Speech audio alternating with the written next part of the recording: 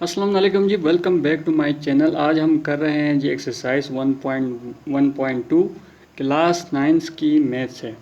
तो यहाँ पर हमें क्वेश्चन नंबर 1 में यहाँ पर ये लोग बता रहे हैं कि हमने आइडेंटिफाई करना है यूनिट मैट्रिक्स को, रो मैट्रिक्स को, कॉलम मैट्रिक्स को। कुछ मैट्रिसेस हमें गिवन है, इनको हमने आइडेंटिफाई करना है कि ये कौन से मैट्रिसेस हैं। तो इसके लिए आपको ये शुरू के जो 3 मैट्रिसेस हैं, रो मैट्रिक्स, कॉलम मैट्रिक्स और ये आइडेंटिटी और यूनिट मैट्रिक्स किसे कहते हैं, आपको पहले पता होना चाहिए। बहुत ही आसान है, बहुत ही ईजी है। मैं हमेशा कहता हूँ ना कि मैथ्स यार बहुत ईजी सब्जेक्ट है। बस आपको थोड़ा सा समझना पड़ेगा, इसमें थोड़ा सा दिमाग लगाना पड़ेगा अगर आपके पास है तो। ठीक है, तो जी सबसे पहले हम लोग देखते हैं कि हमारा रो मैट्रिसेस किसे कहते हैं। रो और कॉलम के बारे में हमारी डिटेल में डिस्कशन हो गई है एक्सरसाइज 1.1 में, आप लोगों को आइडिया होगा। तो जी अगर किसी भी मैट्रिक्स के अंदर एक ही रो हो, ठीक है ना, एक ही रो हो तो उसे हम क्या कहते हैं, रो मैट्रिक्स कहते हैं। अभी आप देख लें, ये हमारा मैट्रिक्स है, एक रो है, इसमें भी एक रो है। तो इस वजह से मैंने क्या कहा कि मैंने क्या कहा कि ये रो मैट्रिसेस हैं। रीज़न क्या दूंगा मैं कि 1 रो, ठीक है ना। इसी के साथ जी कॉलम वाले मैट्रिसेस आ गए जी, कॉलम मैट्रिसेस। सेम यही रीज़न है कि सेम यही चीज़ है कि अगर किसी मैट्रिक्स के अंदर एक ही कॉलम हो, सिर्फ एक ही कॉलम हो, तो उसे हम क्या कहते हैं जी, कॉलम मैट्रिक्स। फॉर एग्जांपल ये वाला मैट्रिक्स आप देख लें, ये वाला मैट्रिक्स आप देख लें, एक एक कॉलम है। कॉलम हम लोग वर्टिकली देखते हैं, रो हम लोग हॉरिजॉन्टली देखते हैं। तो मुझे आइडेंटिफाई हो गया कि यहाँ पर एक एक रो है, तो इस वजह से ये क्या है, कॉलम मैट्रिक्स है। रीज़न क्या है जी, 1 कॉलम। तो बहुत आसान है, मैंने आपको बताया था। इसीलिए इसके बाद जी अगला है जी आइडेंटिटी और यूनिट मैट्रिक्स। आइडेंटिटी और यूनिट मैट्रिसेस बहुत आसान, ठीक है। सबसे पहले आप लोग ये समझें कि सबसे पहले ये है कि अगर किसी मैट्रिक्स के अंदर, ठीक है ना, उसके डायगोनल्स, अब डायगोनल्स क्या होते हैं, डायगोनल्स इन्हें कहते हैं, समझ में आया। ये इनके डायगोनल्स हैं, ये इस मैट्रिसेस का क्या है जी, डायगोनल है, समझ में आया। तो अगर किसी मैट्रिक्स के जो डायगोनल्स हैं, क्या हैं, डायगोनल्स 1 हैं, इक्वल टू 1 है, यानी उसके डायगोनल जो है ना 1 है। जिधर इसका डायगोनल 1 1, इसका भी 1 1 1, और इसका ये सिंगल मैट्रिक्स है बीच में 1। तो इस टाइप के मैट्रिसेस को हम क्या कहते हैं, यूनिट मैट्रिक्स कहते हैं या फिर आइडेंटिटी मैट्रिक्स कहते हैं। समझ में आया आप लोगों को। तो ये 3 चीज़ों की मदद से आप लोगों का क्वेश्चन नंबर 1 क्लियर हो जाएगा। अब क्वेश्चन नंबर 2 में हमसे पूछा है जी कुछ चीज़ें। तो क्वेश्चन नंबर 2 के लिए आप ये चीज़ें, 3 जो चीज़ें मैंने लिखवाई हैं, ये तैयार करेंगे प्लस ये ऊपर वाले, तो आप लोगों को क्वेश्चन नंबर 2 क्लियर हो जाएगा। ये भी आसान है, बच्चों वाली चीज़ें हैं सारी, ठीक है।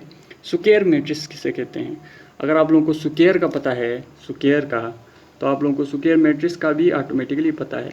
स्क्वायर की सबसे बड़ी क्वालिटी क्या है कि इसका left hand side right hand side equal होता है। यानी कि अगर मैं दूसरे अल्फाज में कहूँ तो इसके जो लेंथ और विड्थ जो है ना इक्वल होती है। पर ये हम यहाँ बात कर रहे हैं हम लोग मैट्रिसेस की, तो मैं कहूँगा नंबर ऑफ़ रोज और नंबर ऑफ़ कॉलम्स इक्वल होनी चाहिए। फॉर एग्ज़ाम्पल 2 कॉलम्स हैं, 1 2 रोज हैं, इसमें 1 2 3 कॉलम्स हैं, 1 2 3 रोज हैं, इसमें 1 कॉलम है 1 रो है। समझ में आया आप लोगों को। तो ये क्या है जी, स्क्वायर मैट्रिक्स हो गया। अब जी रेक्टेंगुलर मैट्रिक्स, रेक्टेंगल किसे कहते हैं, थोड़ा सा तिरछा शेप में स्क्वायर, थोड़ा स्क्वायर को हम ज़बरदस्ती थोड़ा सा खींचें तो वो रेक्टेंगल बन जाता है, ठीक है। ये रेक्टेंगल का डायग्राम। अगर कोई भी मैट्रिक्स आपको इस फॉर्म में दिखे कभी भी इस फॉर्म में, तो उसे क्या कहेंगे, रेक्टेंगुलर मैट्रिक्स कहेंगे, जिधर आपको दिख रहा होगा। यानी अगर मैं आपको मुश्किल अल्फाज में समझाऊँ, आपके क्लास टीचर वाले अल्फाज में, तो वो ये कहेगा जी अगर किसी डायगोनल्स में नंबर ऑफ़ जो रोस हैं वो कम है नंबर ऑफ़ कॉलम्स से, तो वो जी रेक्टेंगुलर मैट्रिसेस है। लेकिन हम इस तरह नहीं कहेंगे, हम कहेंगे कि अगर जो मैट्रिक्स आपको दिखने में ही एक रेक्टेंगल की तरह नज़र आते हैं, वो क्या है, रेक्टेंगुलर मैट्रिसेस है। ख़त्म बात, ठीक है। इसके बाद है जी नल और ज़ीरो मैट्रिसेस। नल और ज़ीरो मैट्रिसेस किसे बोलते हैं, नल या ज़ीरो।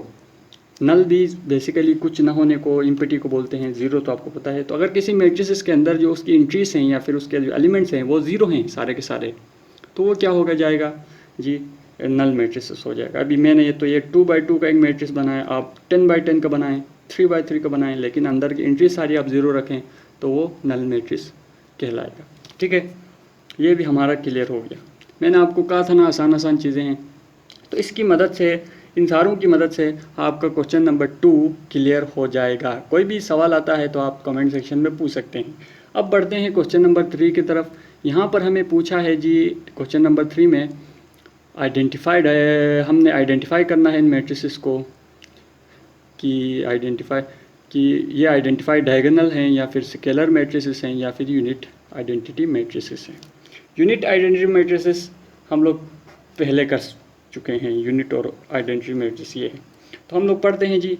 बाकी हम लोग जो नहीं किया हुआ वो चीज़ करते हैं।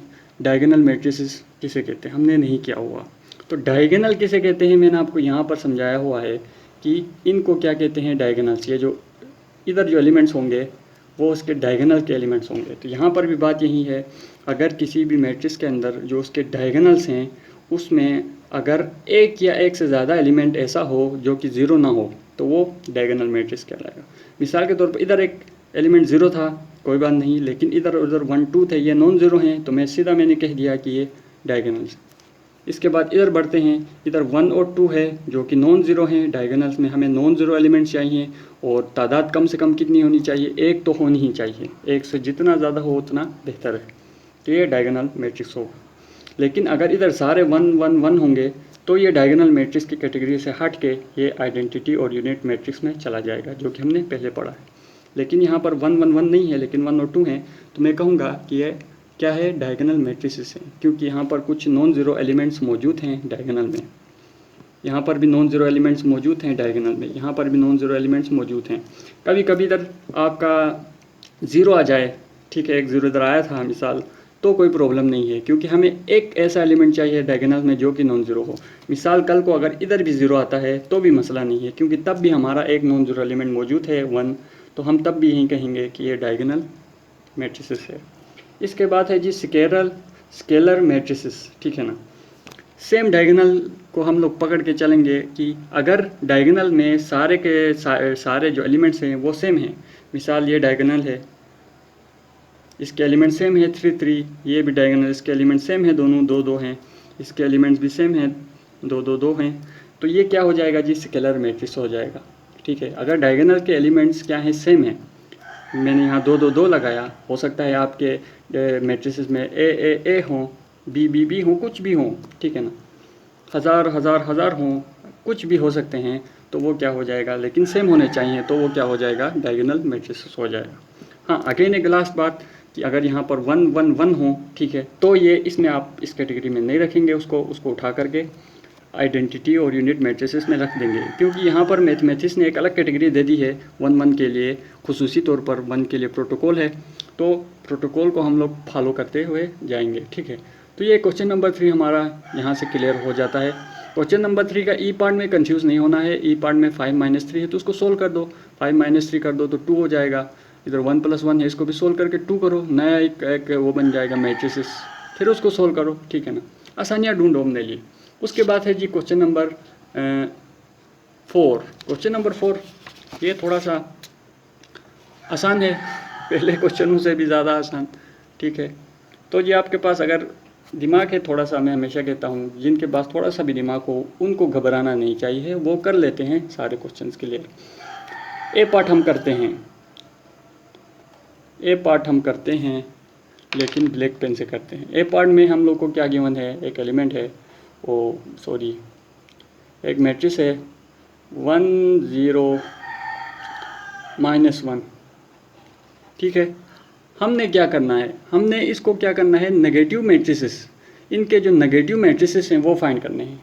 अगर मैंने ए का नेगेटिव मैट्रिसेस फाइंड करना है तो मैं किस तरह फाइंड करूँगा, इसके जो एलिमेंट्स हैं जितने भी ए के, उसको मैं उलट कर दूंगा। मिसाल 1 है तो इसको मैं -1 कर दूंगा। 0 तो वैसे भी न्यूट्रल होता है, 0 के साथ कुछ कर भी नहीं सकते, 0 को ऐसे ही रहने दूंगा। ये -1 था तो इसको मैं +1 कर दूंगा, तो ये मेरा नेगेटिव मैट्रिसेस बन गया। सिंपल, आपने क्या करना है, साइन चेंज कर देना है। सबके प्लस है तो प्लस वालों को माइनस कर दें, माइनस को प्लस कर दें। चले एक क्वेश्चन आप बच्चों के लिए क्वेश्चन कर देते हैं, ई पार्ट में कर देता हूँ। ठीक है। तो 1 है, डायरेक्ट मैं कर रहा हूँ, बल्कि डायरेक्ट नहीं करते हैं, 1 2 पहले क्वेश्चन लिख लेते हैं। क्वेश्चन लिख लिया हमने, डायरेक्ट इसका नेगेटिव निकालेंगे, आप लोग साथ साथ बताएं। 1 है तो -1, 2 है तो -2, 5 था, इसको मैंने कर दिया तो +5 हो गया, 3 है तो -3 कर दिया। ये हो गया जी क्लियर हमारा, ठीक है ना। कुछ लड़के सोच रहे होंगे यार इतने आसान क्वेश्चन कहाँ से आए, तो भाई आते हैं। और कुछ लोग यही सोच रहे होंगे कि यार ये सर गलत तो नहीं करा रहा, पीछे आंसर चेक कर रहे होंगे, ठीक है ना। तो हर टाइप के लोग होते हैं भाई, हम मना थोड़ी कर सकते हैं, पाकिस्तान है भाई, डेमोक्रेसी है। इसके बाद है जी क्वेश्चन नंबर 5 है जी, थोड़ा सा ट्रिकी, ठीक है ना, थोड़ा सा दिमाग चाहिए इसके लिए। यहाँ तक के क्वेश्चनों के लिए तो जब तक हम 1.1 किया 1.2 किया दिमाग नहीं चाहिए था, ठीक है ना। अब दिमाग चाहिए थोड़ा सा, और वो भी थोड़ा सा चाहिए, जितना एक नर्सरी प्रेप क्लास के बच्चे में होता है ना, उतना भी हो तो फिर काम चल जाएगा, ठीक है। हमने क्या निकालना है, हमने निकालना है ट्रांसपोज निकालना है। ए का पार्ट हम कर देते हैं, क्वेश्चन नंबर 4 कर रहे हैं हम लोग, मेरी राइटिंग के लिए माजरत है, ठीक है। 1 0 और -1, इसका हम लोग ने निकालना है जी ट्रांसपोज। तो ट्रांसपोज को लिखते किस तरह हैं, ट्रांसपोज को लिखते हैं, ए के ऊपर छोटा सा की लगाऊंगा, इसका मतलब है कि मैं अभी ए का ट्रांसपोज निकालने जा रहा हूँ। आप ए का ट्रांसपोज किस तरह निकालेंगे, सिंपल है जी, रो को कॉलम कर दो, रो है तो कॉलम कर दो, कॉलम को रो कर दो, सिंपल। अभी आपको समझ में नहीं आ रहा होगा। फॉर एग्ज़ाम्पल ये इस तरह था ना, मैं इसको इस तरह कर देता हूँ, डायरेक्शन चेंज कर देता हूँ। अब लिखो 1 0 -1, आंसर समझ में आया, आ जाएगा अगले क्वेश्चन पर जब हम पहुंचेंगे, आ जाएगा, ठीक है। क्वेश्चन नंबर इसका बता दें जी, बाकी सारे सेम हैं जी, 2/2 के हैं जी, कोई भी कर सकते हैं, हम बी कर देते हैं, नहीं डी कर देते हैं, नहीं तो आप बोलेंगे सर आसान कर रहे हैं, मुश्किल हमें छोड़ रहे हैं, ठीक है। डी पार्ट है जी, -3 है जी, -4 है जी, 2 है जी, 5 है जी। मैंने आपको बताया है जी, रो को कॉलम कर दो, डायरेक्शन चेंज कर दो। मिसाल ये 3 और 2 की डायरेक्शन इस तरफ थी, लेफ़्ट टू राइट थी, मैं इसको अप टू डाउन कर देता हूँ, डायरेक्शन चेंज कर देता हूँ। मैं निकाल रहा हूँ डी का ट्रांसपोज। तो पहले मैंने ऊपर जो टॉप पे थे उनको, उनकी डायरेक्शन चेंज की, लेफ़्ट टू राइट थे, ठीक है। या फिर कहूँ कि एक रो थी, मैंने इसको कॉलम कर दिया, अब मैं इसको कॉलम करूँगा, -3 हो जाएगा और 2 यहाँ हो जाएगा, सिंपल। इधर साइड में देखें, यूँ डायरेक्शन थी, मैंने इसको यूँ कर दिया है, ठीक है। 3 2 था, मैंने 3 2 3 2 3 2। अब -4 और 5, -4 और 5 यूँ था, मैं यूँ कर दूँगा, -4 और 5। तो जी ये हमारा जी क्लियर हो गया, इसमें कोई क्वेश्चन मुश्किल नहीं है ना, ठीक है ना। यहाँ पर भी आप लोग ये नहीं कहो कि यार मुश्किल नहीं, कुछ मुश्किल नहीं है, ठीक है। बहाने ख़त्म, कोई मुश्किल बात नहीं है, आसान चीज़ें हैं। कहीं भी ट्यूशन को जाने की ज़रूरत नहीं है, मैं हूँ जब तक, कहीं भी जाने की ज़रूरत नहीं है, ठीक है। पैसे बचाओ, तरक्की करो। इसके बाद है जी क्वेश्चन नंबर 6, ये इस एक्सरसाइज का सबसे इम्पोर्टेंट क्वेश्चन है। 3 4 5 थोक के हिसाब से इस पर स्टार्स लगाएं आप लोग क्वेश्चन नंबर 6 पे। और साथ ही साथ देखो ना, मुझे सुनने का फ़ायदा है कि मैं आपको बताता हूँ यार, इंपॉर्टेंट क्वेश्चंस बताता हूँ। बाकी ये जो सारा अब तक किए ना मैं आपको दिल तोड़ना नहीं चाहता था, इसलिए नहीं बताया। ये एक्सरसाइज में ये आपको पेपर में कहीं नहीं दिखेंगे, ये क्वेश्चन आपको ऑब्जेक्टिव्स में आएंगे। हो सकता है इस एक्सरसाइज से एक क्वेश्चन आ जाए ऑब्जेक्टिव में, ठीक है ना। इसलिए ऑब्जेक्टिव के लिए हम लोग समझिए कि वो सारी जो हमने अभी 14 मिनट लगाए, वो सारे के सारे क्या थे, 1 नंबर के लिए थे। अब ये क्वेश्चन पे चांस है कि यार ये बोर्ड में आ जाए, ठीक है ना, अल्लाह करे कि आ जाए, ठीक है, आप लोग भी खुश हो जाएं, ठीक है। तो हमारे पास एक गिवन है, क्या गिवन है, 1 0 और 2 1। और बी क्या गिवन है, बी गिवन है जी 1 2 और 1 0। हमने फाइंड क्या करना है, पार्ट 1 में हमने फाइंड करना है ए का ट्रांसपोज का होल ट्रांसपोज इक्वल टू ए। गौर से देखें, अब हमें क्वेश्चन में क्या गिवन है, क्वेश्चन में ही आधा आंसर होता है। सबसे पहले हमने क्या करना है, इन्होंने खुद बताया है कि ए का ट्रांसपोज निकालो, ठीक है, कुछ ना कुछ में आंसर आएगा। फिर जो भी आया है उसका फिर से ट्रांसपोज निकालो, तो वो ए के बराबर आना चाहिए। हम लोग चेक करते हैं करके। सबसे पहले मैं ए का ट्रांसपोज निकालता हूँ। मैं पहले मैट्रिसेस लिखता हूँ 1 0 2 1, इसका मैं ट्रांसपोज निकालने जा रहा हूँ और होल ब्रैकेट लगा के फिर से टी करूँगा। यही फॉर्मेट में ए की जगह में मैंने एक एलिमेंट वो ए का मैट्रिक्स लिख दिया, ट्रांसपोज अपनी जगह में, ये होल ट्रांसपोज ब्रैकेट वाला ये अपनी जगह में। सोल्व करते हैं। सबसे पहले हम एक ही ट्रांसपोज को सोल्व करेंगे एक वक्त में, ठीक है। तो जी आंसर क्या आएगा, कहते हैं लेफ़्ट टू राइट वाला तरीका, ये वाला तरीका। रो को कॉलम में कर दें, कॉलम को रो में कर दें। रो में था लेफ़्ट टू राइट था, मैं अप टू डाउन कर दूंगा, ठीक है। 1 2 हो गया, ये भी लेफ़्ट टू राइट है, अप टू डाउन कर दूंगा, 0 और 1 कर दूंगा। अब ये होल ट्रांसपोज अभी है, अभी तो हमने जस्ट ये वाला ट्रांसपोज सोल्व किया है, ठीक है। अब इसको फिर से करते हैं ट्रांसपोज, गौर से देखना है आप लोगों ने। इसको मैं फिर से ट्रांसपोज निकालता हूँ तो क्या हो जाएगा, 1 और 0 हो जाएगा। इसको भी फिर से निकालता हूँ, 2 और 1 हो जाएगा। ओए ये क्या हुआ, ये तो ए के बराबर आ गया। ये तो हैरानकुन बात है, ये तो ऑटोमेटिकली आ गया, ठीक है ना। चेक करें, यही हमारा क्वेश्चन था, ए आ गया ये तो यहाँ से हमें प्रूफ हो गया कि ए का ट्रांसपोज का जब हम होल ट्रांसपोज लेते हैं वो दोबारा ए ही आता है। यहाँ ए है कोई भी मैट्रिक्स का, ठीक है ना, ये आपको फुद्दू बना रहे हैं इस तरह। कोई भी मैट्रिक्स का आप एक दफ़ा ट्रांसपोज लेते हैं, फिर उसका फिर से ट्रांसपोज लेते हैं, तो वो वापस वही मैट्रिक्स आता है। उल्लू बना रहे हैं ये लोग। फॉर एग्जांपल पहले यूँ था, लेफ़्ट टू राइट था, फिर आपने उसको अप टू डाउन कर दिया, फिर उसको अप टू डाउन को फिर से लेफ़्ट टू राइट कर दिया, तो जाहिर सी बात है वही चीज़ दोबारा रिपीट होगी। तो इस तरह फुद्दू बनाते हैं, ठीक है ना। तो फिर नेक्स्ट है जी, बी वाला पार्ट कर लेते हैं। बी का ट्रांसपोज और होल ट्रांसपोज, या बस ये वाला क्वेश्चन आप खुद करें, ठीक है ना। आसान है, ठीक है, दिमाग की ज़रूरत है, थोड़ा सा 0.1% दिमाग है तो आप कर लेंगे। इसी के साथ वीडियो एंड करते हैं। वीडियो अच्छी लगी तो कमेंट करें, लाइक करें, सब्सक्राइब करें, और सबसे इंपॉर्टेंट सब्सक्राइब करें और बेल नोटिफिकेशन को लाजमी दबाएं ताकि हम जब भी कोई वीडियो अपलोड कर सकें आप लोगों को घंटी बज सके।